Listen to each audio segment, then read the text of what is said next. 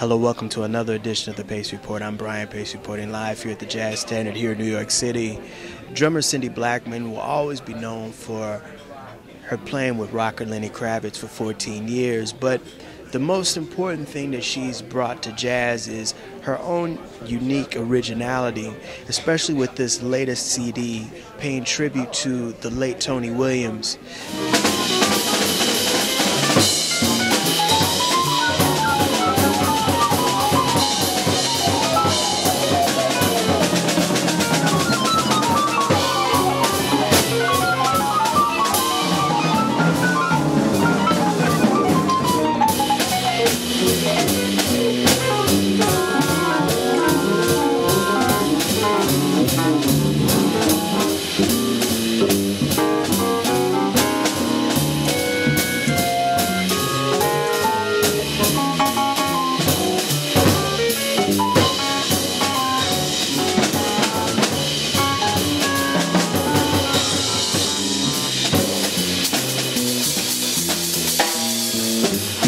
Let's talk about the tribute album to Tony Williams. Tony Williams is one of your biggest influences on the drums.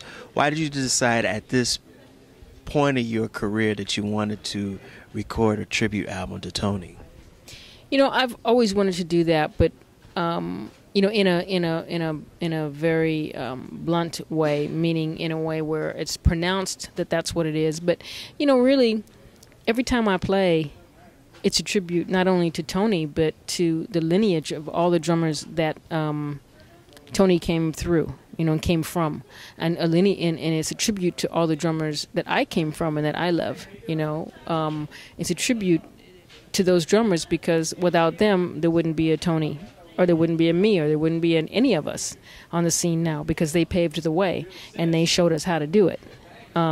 So without Baby Dodds and without Sid Catlett and Chick Webb, and without Art Blakey, without Max Roach and Elvin Jones and Philly Joe Jones and Roy Haynes, without Louis Hayes, without Pete LaRocca, you know, without Tony Williams, none of this would have happened.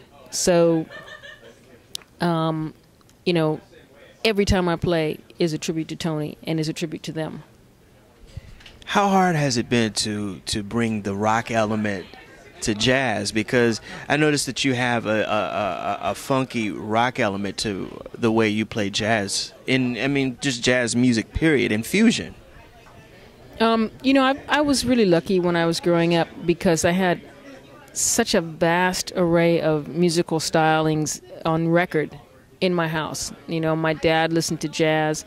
My older sister had a collection of records with everything from Miles in every period to the Beatles, to James Brown and Jimi Hendrix, to Sly Stone, to Laura Nyro, you know, to Crosby, Stills and Nash. You know, she had everybody. So I was able to hear a bunch of different stuff, you know, and my mom had classical music, and she used to take me to classical concerts because that's what she liked. You know, she played classical violin, and so there was a bunch of stuff in the house. So growing up like that, it's easy to hear. You know, so hearing these different styles was not a stretch for me at all. It was very comfortable. And then through studying music and through loving music and listening, I learned how to do it from listening to Lifetime. You know, that's the first person who ever did it was Tony Williams. So listening to Lifetime, listening to Miles's recordings, that taught me how to do it. And that gave me another and better perspective on how to meld those two. And, you know, I played rock and roll in a straight rock and roll band, Lenny Kravitz, for 15 years. So between having that experience and then playing with someone like Buster Williams or Ron Carter, or these different people that, you know, I've been blessed with playing, like Don Pullen,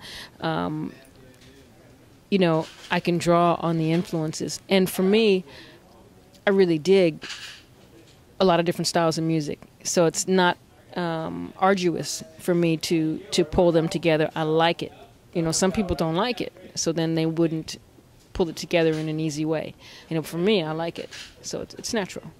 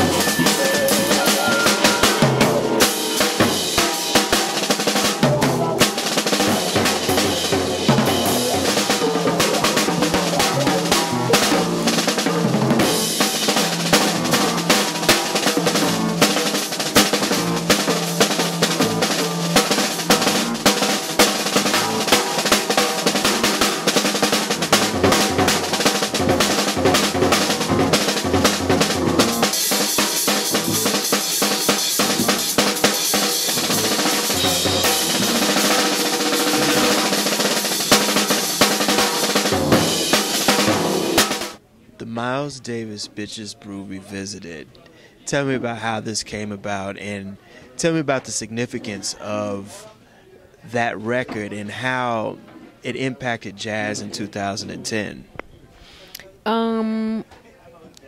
That is not a project that I put together, but I was called to perform on that project by the man who did put it together, whose name is Art Edelstein, and I said, of course, because I love that music. And that period is very instrumental. What a lot of people don't know that I like to always bring to light is that Miles Davis recorded Bitches Brew,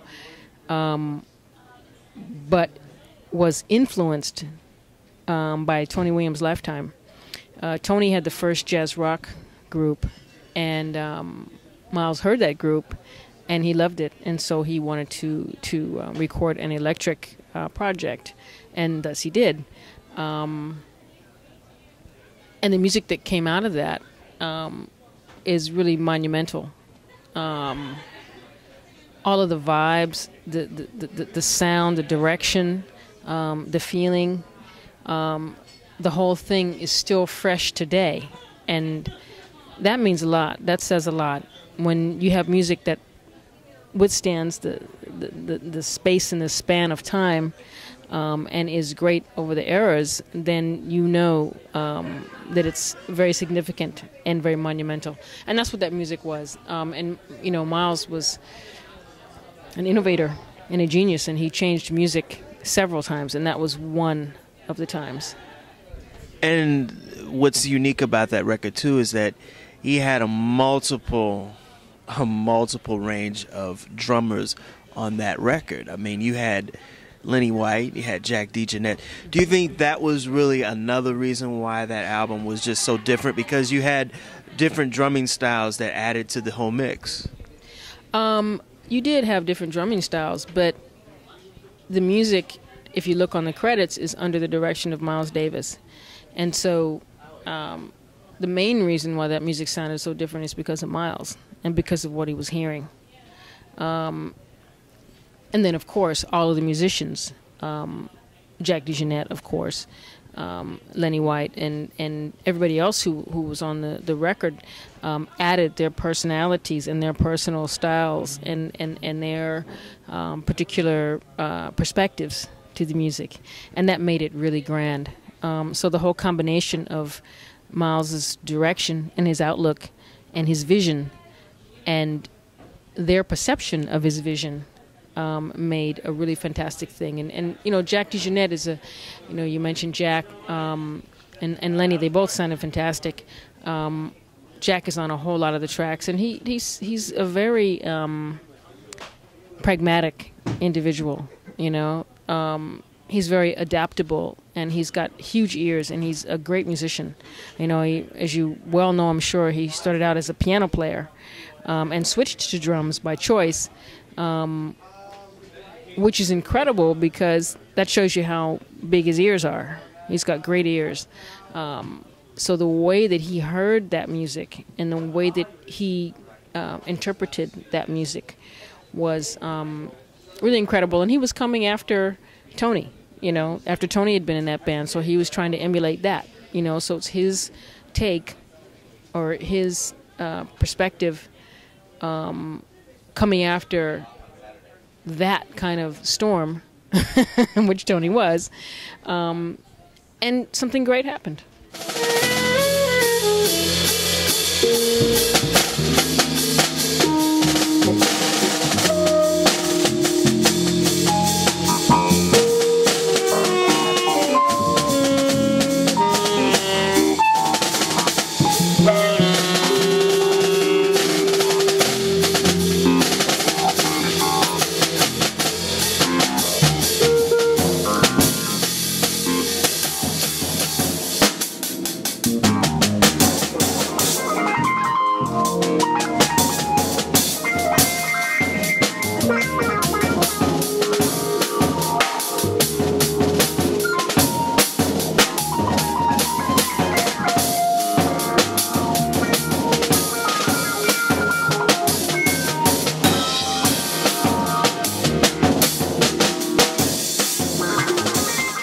Have a very, very tight unit. You have Antoine on saxophones, and you have Mark Carey on keys.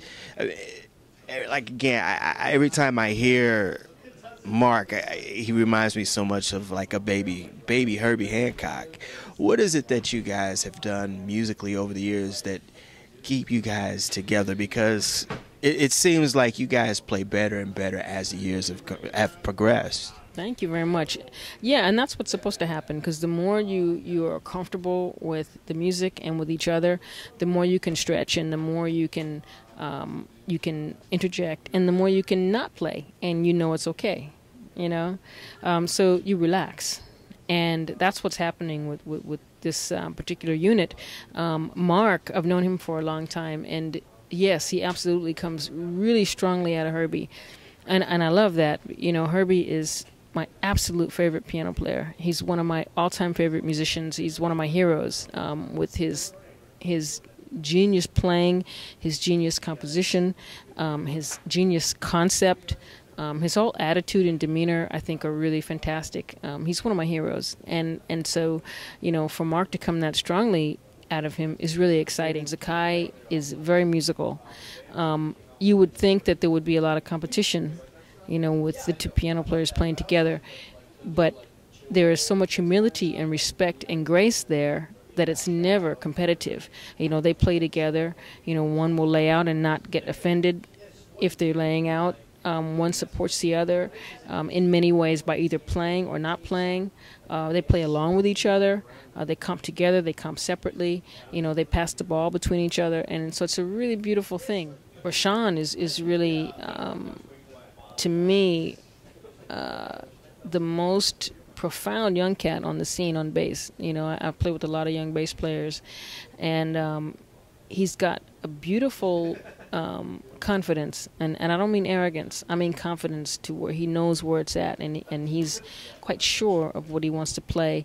And Antoine, I've known for a really long time, so we have a really good rapport because we've been playing together, for years and years and years. We've done some playing with just saxophone and drums, with saxophone, bass, and drums, with adding a piano player. We've done a lot of different settings, and played in a lot of different types of arenas and venues together. That'll do it again for another edition of the Pace Report. I'm Brian, Pace reporting live here at the Jazz Standard here in New York City. I'd like to personally thank Cindy Blackman for her time, as well as the hospitality and the staff here at the Jazz Standard. As always, please visit my website, www.thepacereport.com, for my weekly column as well as my past segments. Remember, until next time, remember, if it's in the groove, it'll make you move. Peace.